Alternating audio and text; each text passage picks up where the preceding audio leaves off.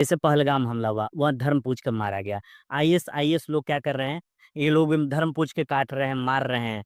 तो ये मुद्दा यहाँ पर क्या उस धर्म में विकृति है? इथिक्स में हम पढ़ते पढ़ाते रहे हैं कि देखिए, सारे धर्मों की प्रकृति सेम नहीं होती है। ये कहने को है कि सारे धर्म एक जैसे होते हैं, कि सबकी प्रकृति एक जैसी होती ही नहीं है। हाँ। जिन धर्मों की आप बात कर रहे हैं उनको बोला जाता है शामी धर्म।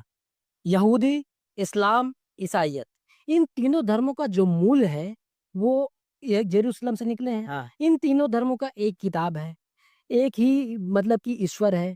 अलग अलग मानते हैं लेकिन तीनों का मूल एक ही है।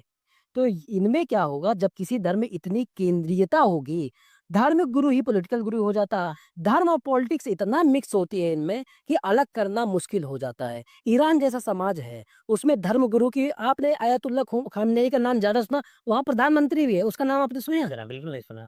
हाँ। तो धर्म का प्रभाव ये है। तो जब इस तरीके की चीजें होगी, इतनी केंद्रीयता होती है।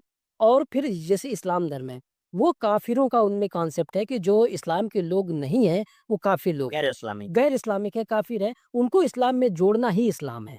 यह इस्लाम का कर्तव्य है। जो काफिर लोग हैं, जो भटके हुए लोग हैं, उनको इस्लाम में उन्हें नहीं। जिम्मी का भी दर्जा दिया जाता है। अब बताओ, जिस धर्मों में इतना केंद्रीयता होगी, वहां पे कट्टरता होने का चांस ज्यादा बढ़ जाएगा। है? अब उस चीज को कोई पढ़ता तो है नहीं। तो जो फॉलो करने वाले लोग हैं वो जिस तरीके से बताते जाते हैं, अनुभूति मूलक है नहीं। ध्यान रखिए, सनातन यहीं पे अंतर है।